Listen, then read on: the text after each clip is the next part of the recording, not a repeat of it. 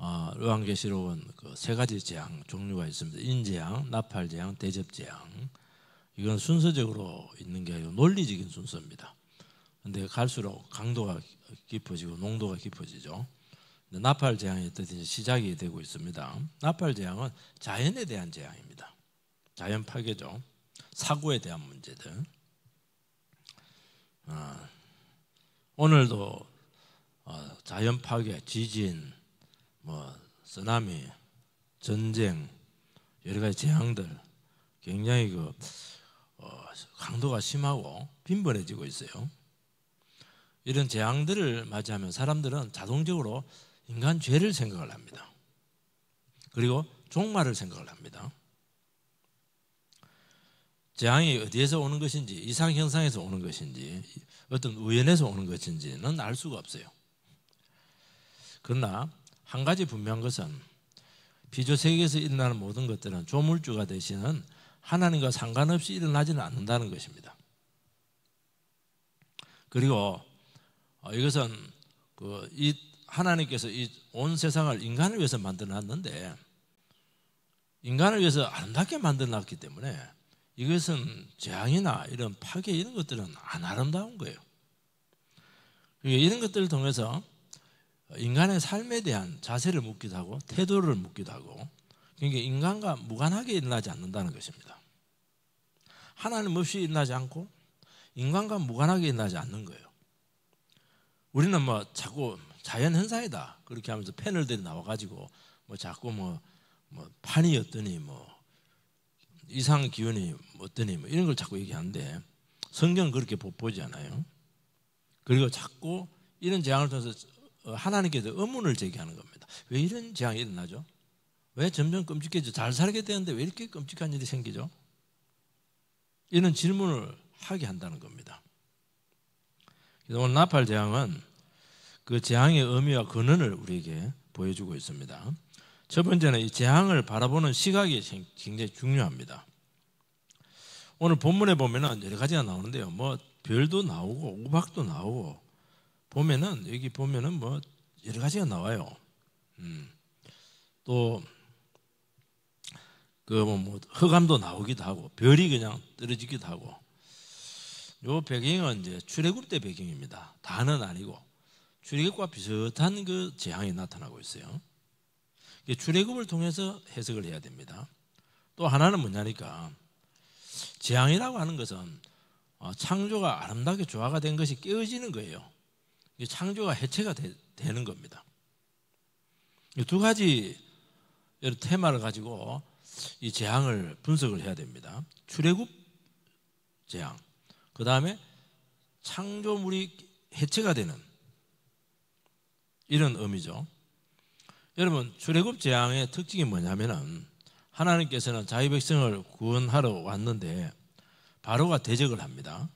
그래서 10가지 재앙을 내리면서 재앙이 임하는 것이죠. 그러니까 이스라엘 백성들에게는 구원이에요. 그저 바로와 애굽에게는 심판입니다. 하나님께서 찾아오실 때 그냥 오지 않습니다. 엄청난 재앙이 와요. 자기 백성들에게는 구원이지만은 대적자들에게는 재앙이고 심판이에요. 그리고 이런 재앙 속에서 하나님의 징계하심을 깨닫지 못하고 바로처럼 더 완악하게 나오면 점점 재앙의 강도가 심해져서 결국 망합니다. 10가지 재앙으로도 깨닫지 못하니까 결국에는 홍해 바다 속에 다 빠져 죽습니다. 이 재앙 중에서 하나님의 백성들이 함께 고통을 당합니다. 그런데 훨씬 강도가 작고 그리고 보호가 됩니다. 열외로 보호가 돼요.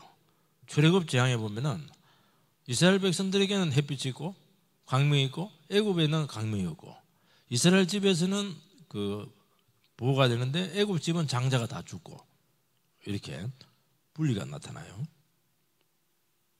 선적인 보호죠. 그러면서 어떻게 하냐니까 영적으로 자기 자신을 깨끗하게 하고 하나님의 은혜를 체험하게 되고 이러면서 다 하나님을 새롭게 만나는 기회가 되는 것입니다. 그리고 악인들은 심령이 약해지고 자꾸 더 대적을 해요. 그런 과정에서 세상은 훨씬 더 황폐하게 되는 것을 알 수가 있어요. 그래서 재앙이 일어나고 어떤 국가적인 사고가 일어나고 이렇게 하면은 민심이 흉흉해진다는 말이 맞아요. 사람들은 이런 고통스러운 상황을 통해서 뭔가 희생물을 찾고 이렇게 하는데 이때 정권들이 많이 넘어집니다. 왜냐하니까 잠자고 있었던 인간의 악한 본성들이 재앙이 나타나면서 이게 막 표출이 돼요. 막 속에 받쳐 있는 것이 막 드러나는 겁니다. 그게 사회 전체적으로 폭발을 하게 되면서 사회가 굉장히 어려워지는 것을 알 수가 있어요. 하나님께서는 재앙을 통해서 제 실체를 알게 하고 제 세력을 알게 하면서 죄로부터 분리되도록 수술을 합니다. 재앙이 일어나게 되면은 그거는 하나님의 어떤 특별 수술입니다. 인간의 몸에는 암덩어리가 있는데요. 이거는 암이라고 하는 것은 원래 가지고 있었던 암세포보다 훨씬 더 활동력이 강해요. 그리고 몸에 붙어 있어요. 암덩어리를 떼내기가 힘들어요. 그래서 암덩어리를 도려내려고 하면은 거의 죽다 살아나야 되는 것입니다. 이 마찬가지라는 거예요. 사회는 많은 죄의 덩어리가 있는데 이것을 도려낼 수가 없어요. 사회가 한번 죽다 살아나야 되는데 재난이라든지 환난이라든지 전쟁이라든지 그 수많은 그런 일들을 통해서 사람들을 어쩔 수 없이 정리를 하고 수술을 한다는 거예요. 그래서 하나님께서 찾아오실 때 세상은 큰 혼란에 빠집니다. 하나님께도 굉장히 위험한 거예요. 왜냐하면 이게 좋은 일로 가는 게 아니거든요. 수술하러 가는 겁니다. 모험이죠. 그래서 죄는 반드시 심판으로 나타나고 끝까지 거역하는 악인들에게는 하나님은 굉장히 위협이 되고 있고 또 자기 자신들의 공격으로 이렇게 받아들이게 되는 것을 알 수가 있습니다. 예수님께서는 이 세상에 오실 때 은밀하게 왔습니다. 마구간에 은밀하게 오셨는데 이게 믿는 자들에게는 구원인데 악한 자들에게는 예수님께 오심이라고 하는 것은 재앙이었습니다.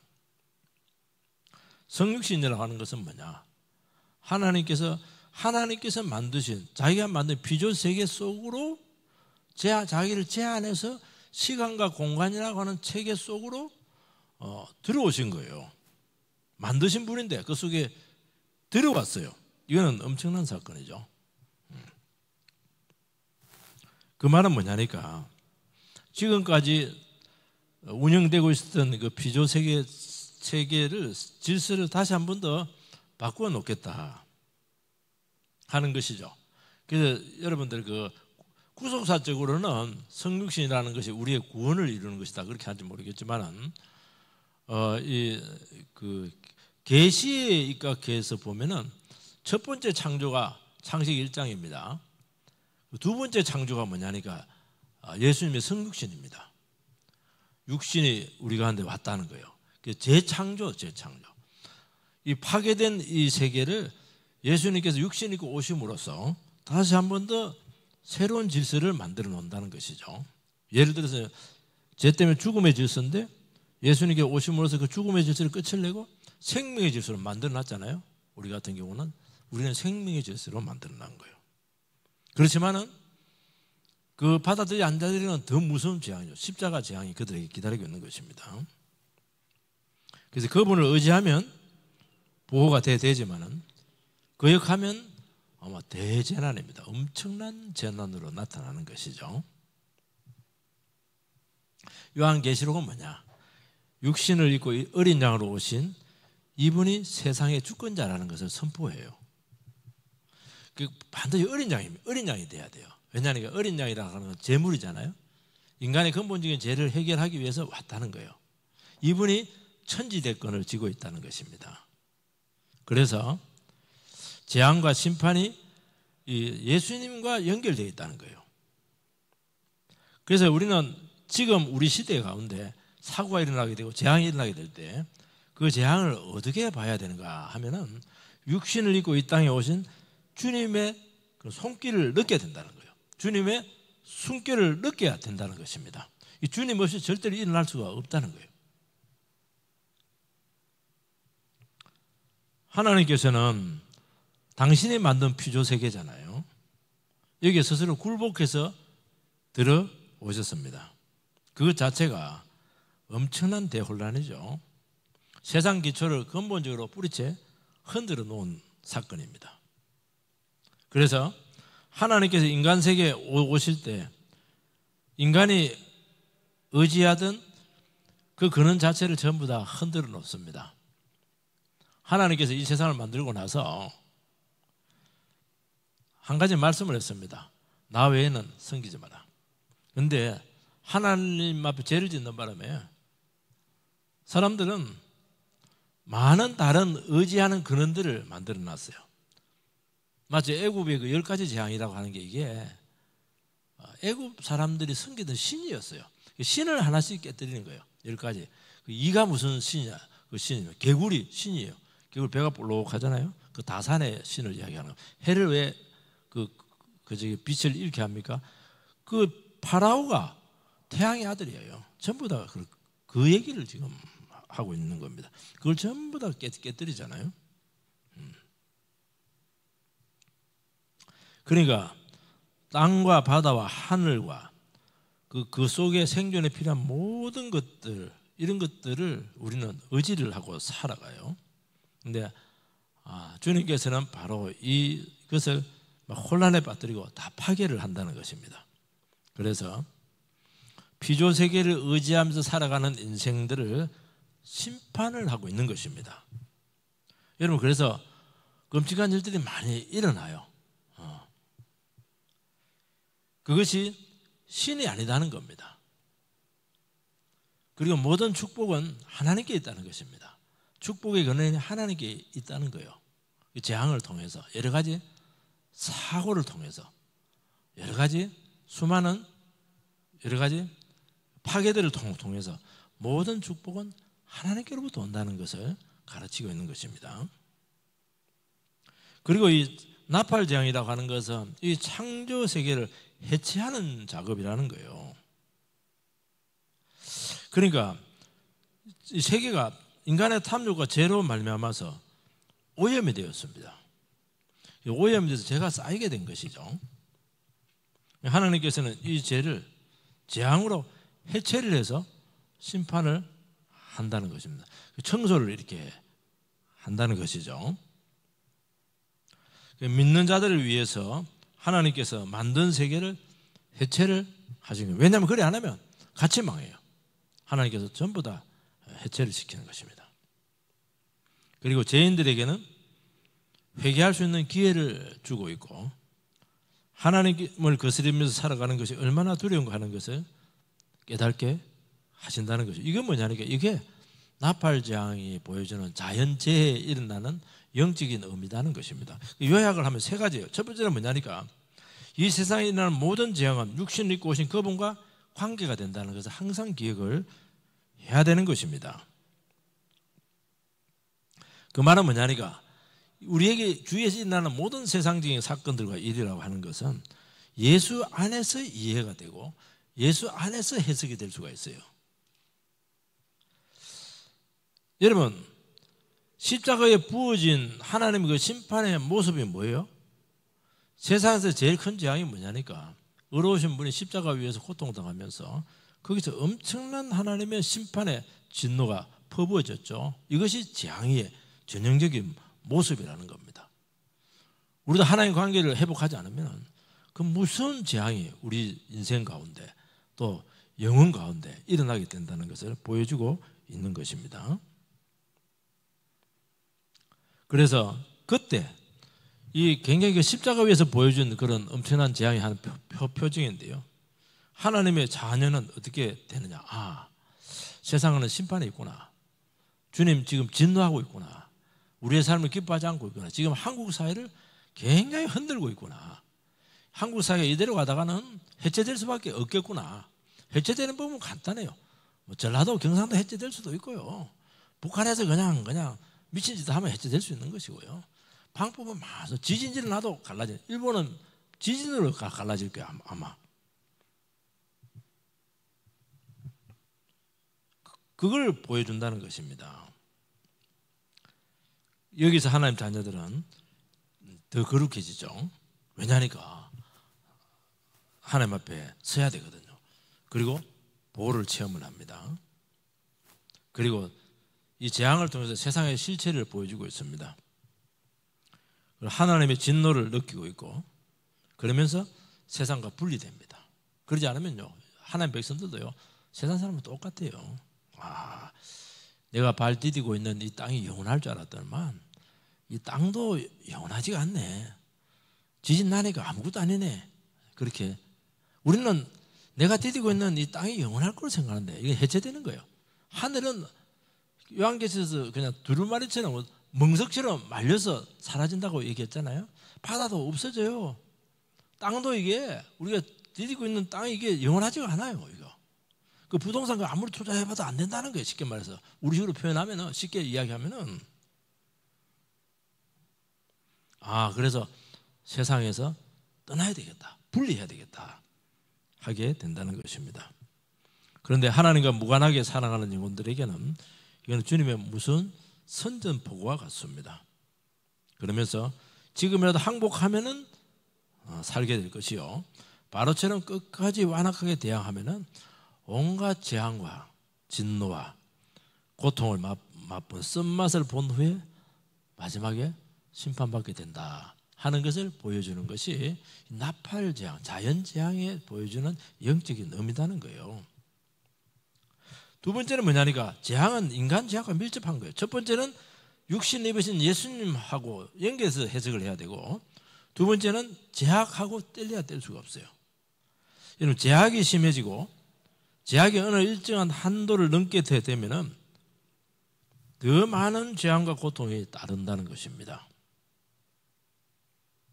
하나님께서는 자연과 피조 세계를 인간에게 유익하도록 만드셨죠. 저는 하나님 참 너무 거대하세요. 인간이 뭐라고 너무 정원을 크게 만들었어요. 너무 정원. 하늘을 그냥 여러분 하늘 파란색으로 덮으려면 얼마나 힘들겠어요. 전 자연을 녹색으로 다 덮고 그 넓은 제 꿈이 뭐냐니까 저는 고기를 좋아하니까 연못 하나 만들 거거든요. 하늘 연못이 아니고 바다를 너무 크게 줬어요. 그것도 폭포도 주고 너무 크게 주고요. 밤에 우리가 가만히 있으면 다 미칩니다. 밤을 하늘 붉게 만들어 놓으면 전부 다 정신병 걸릴 겁니다. 근데 하늘을 파랗게 만들어 놓고 거기다 또 무술과 씹어 달도 박아 놓고 금성도 박아 놓고 별도 별 세가면서 꿈을 꾸고 이렇게 하는 거예요. 그냥 안 무서워요. 저는 달 같은 데 가서 못 살 것 같아요. 무섭거든요. 왜냐면 너무 어두우니까. 너무 깊은 어둠이 빠지고 자기가 영혼이 빨려가는 거예요. 근데 하나님께 여기에 너무 샹들리에를 너무 아름답게 만들어가지고 거기서 편안하게 살아갈 수 있도록 그렇게 만드셨어요. 그러니까 그 큰 우주를 너무 낭비를 많이 했어요. 근데 죄로 자연이 인간에게 적대적으로 바뀌게 됩니다. 인간이 교만해질수록 자연을 통제력을 잃게 되고 재앙이 일어나게 되고 그래서 그렇잖아요. 피조 세계가 하나님의 아들들이 나타나는 것을 고대하고 있다고 로마서에 보면은 나오거든요. 왜냐하면 하나님의 아들이 그냥 죄 용서받고 의인이 되기를 고대하는 거예요. 그래야 자기도 고통을 안 받는 거예요. 개들도 고통을 안 받고 피조 세계도 고통을 안 받는 거예요. 제발 구속된 백성들이 나타나라 그렇게 한다는 거예요.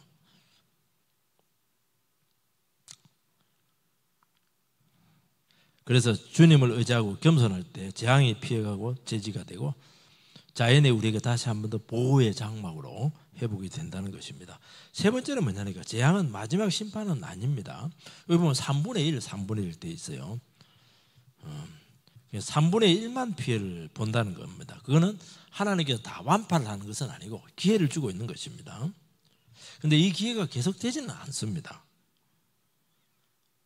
하나님께 이 기회를 주시는 것은 악한 자들이 하나님께 나와서 이 재앙 가운데 항복하고 특별 수술을 받으면 암덩어리를 떼내면 돼요.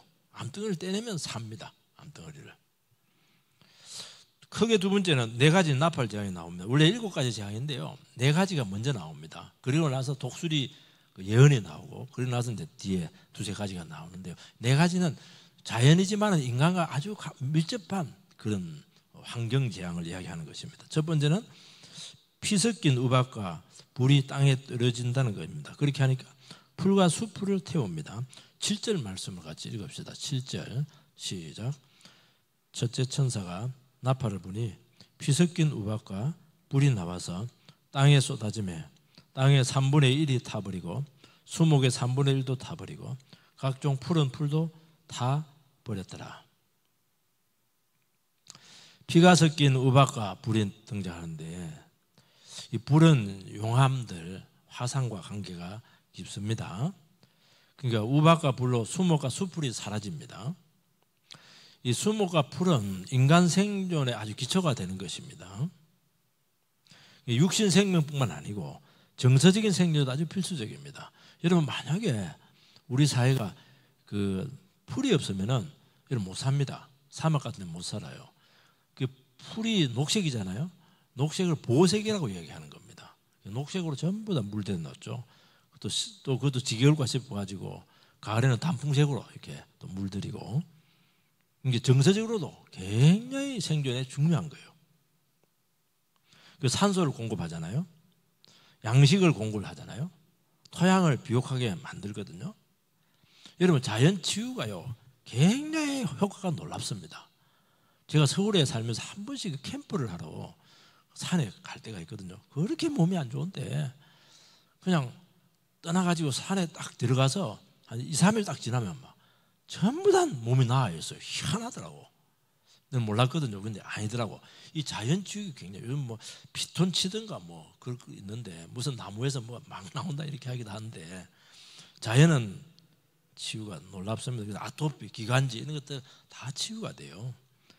자연에 살다는 사람들 보면 전부 다 안 걸린 사람들이에요. 와가지고 막 생식하면서 치료가 되거든요.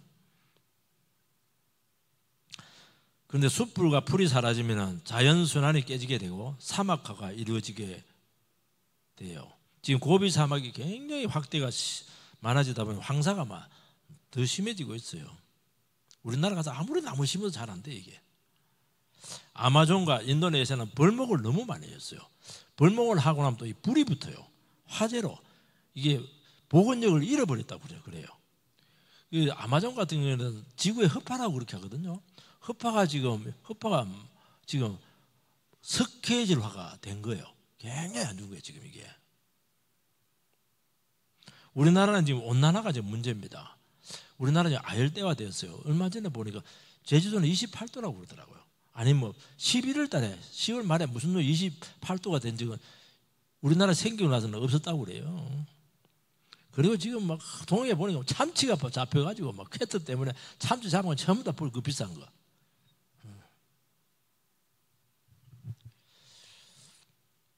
여러분, 인간이 말씀에 따라 살면 하나님께서 먹고 사는 거, 정서적인 이런 회복들, 이런 것도 전부 다 책임을 져주신다는 것입니다. 그리고 질병과 정신적인 고통에서 보호를 받습니다. 안정과 평안과 행복을 주는 것이, 이것은 결국에는 하나님을 떠난 인간들의 자초한 그 모습이라고 이야기하고 있는 거예요. 두 번째는 바다 재앙인데 8절 9절입니다. 8절 9절 같이 읽었습니다. 시작. 둘째 천사가 나팔을 보니 불붙은 큰 산과 같은 것이 바다에 던져지며 바다의 3분의 1이 피가 되고 바다 가운데 생명 가운데 가진 피조물의 3분의 1이 죽고 배들의 3분의 1이 깨지더라.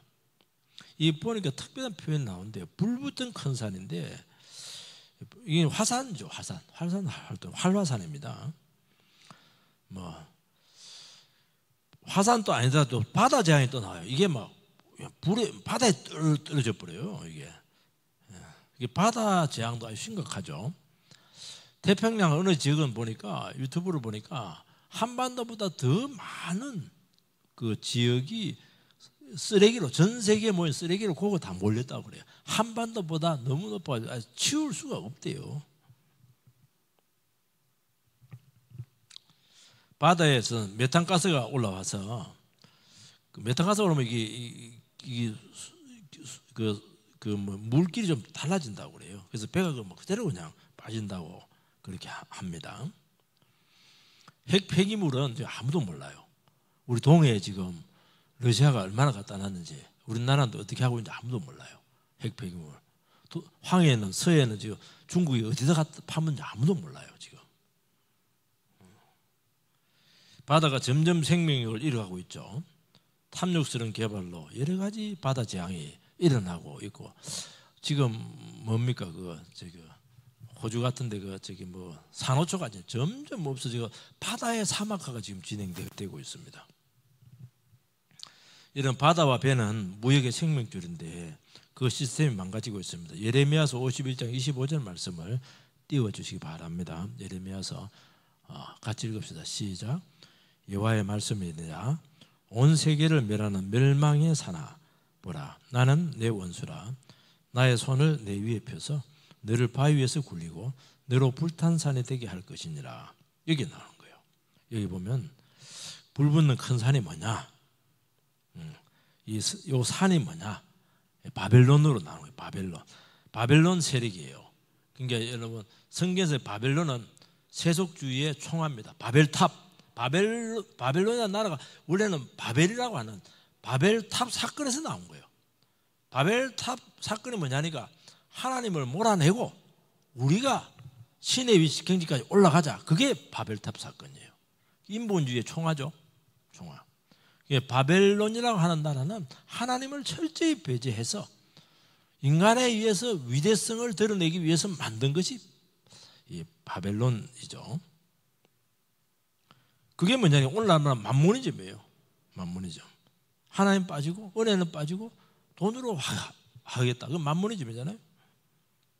그래서 오늘 경제체제는 전부 다 바벨론식이라는 것입니다.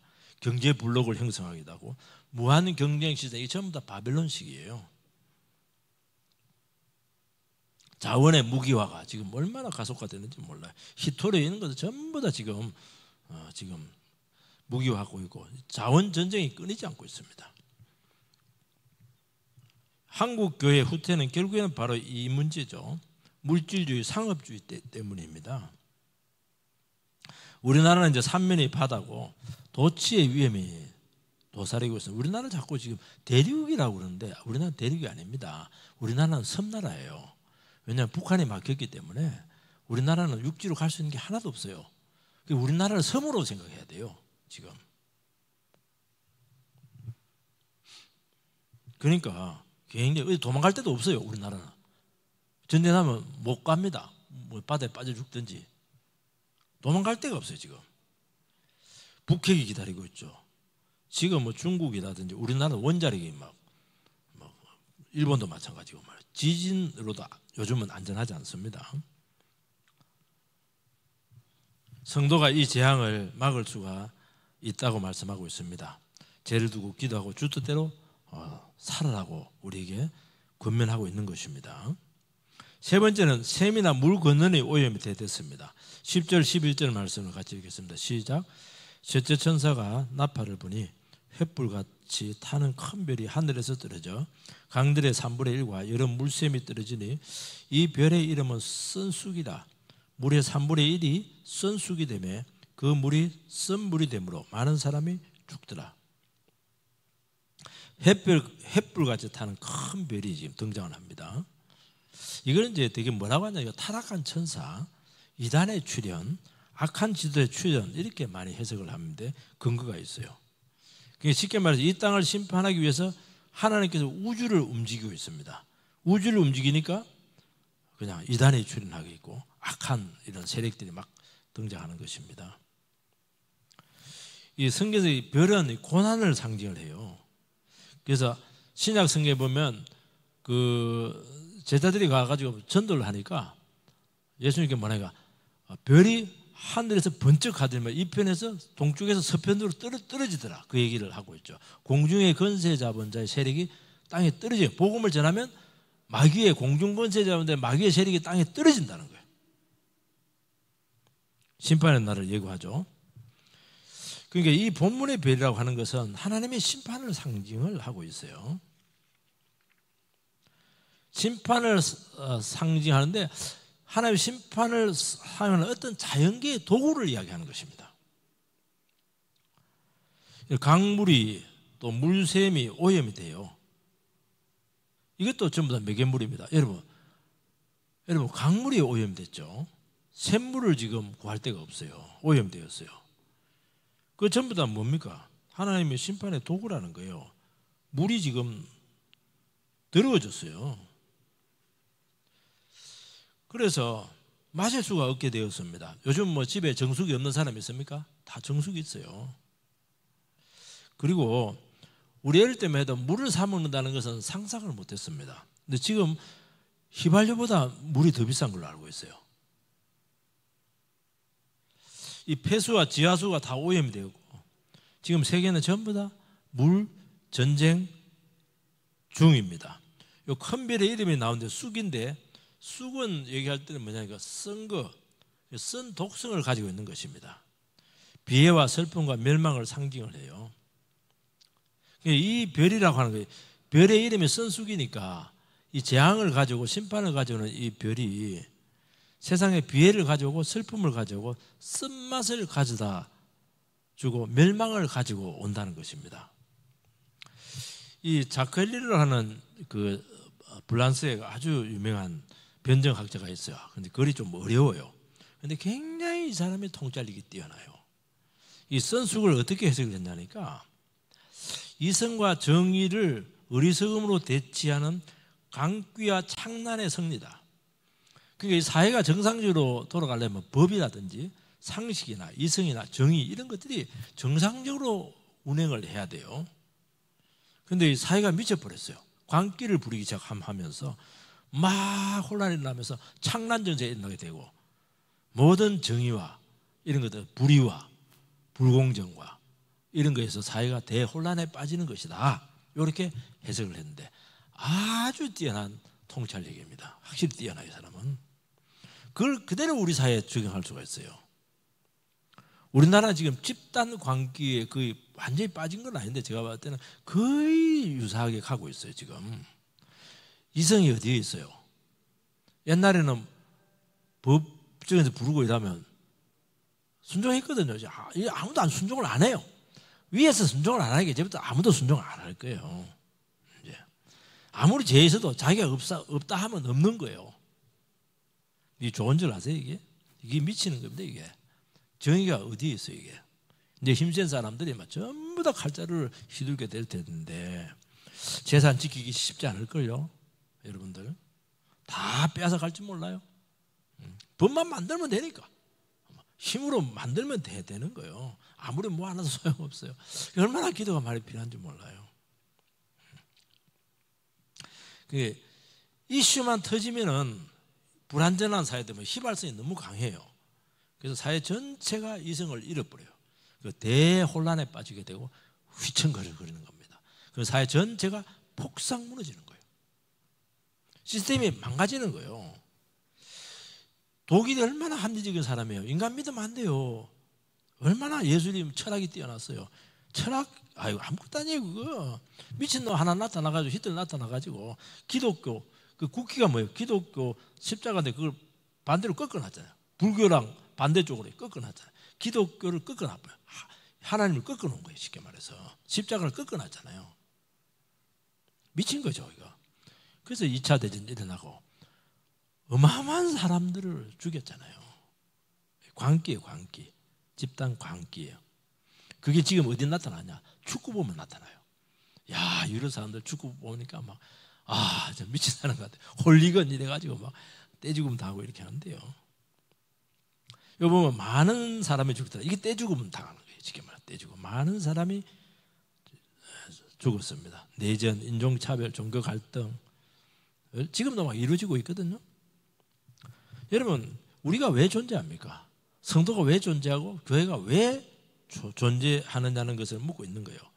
딱 하나입니다. 이 세상이 정상적으로 기능하도록 파수꾼 역할을 하라는 거예요. 지금 다 미쳤는데 우리 예수 믿는 사람이라도 미치지 말자는 거예요, 이게. 말씀으로 우리는 세상을 치료하고 회복을 할 수가 있어요. 참 하나님의 말씀은 위대합니다. 하나님의 말씀은 광기를 막아요. 미치지 못하게 합니다. 성령께서 우리 안에 불덩어리를 딱 이렇게 안에서 막 화산이 폭발하려고 하면 딱 잠재웁니다. 그리고 상황을 정상적으로 보게 해요. 왜냐하면 우리는 기준이 있잖아요. 세상을 보는 눈이 있잖아요. 그리고 세상이 지금 파괴적으로 막 나갈 때 그 파괴의 불을 끌 수 있는 힘은 결국엔 말씀에서 나온다는 것입니다. 그래서 예수 믿는 사람은 소방수와 똑같아요. 얼마나 중요한지 몰라요. 네 번째는 하늘의 해와 달과 별이 빛을 잃고 있습니다. 12절을 한번 같이 읽겠습니다. 시작. 넷째 천사가 나팔을 부니 해 3분의 1과 달 3분의 1과 별들의 3분의 1의 타격을 받아 그 3분의 1이 어두워지니 낮 3분의 1은 비추임이었고 밤도 그러하더라. 빛이 3분의 1씩 흐려졌다가 그런 뜻이 아니고요. 하루가 24시간인데 3분의 1이 8시간 동안 빛을 보지 못한다는 것입니다. 지금 보니까 빛이 잘 안 보일 때가 많아요. 황사가 오니까 하늘이 뿌예요. 중국은 막 엄청나더라고. 중국은 막. 우리나라도 뭐 황사 때문에 고통스러운데요.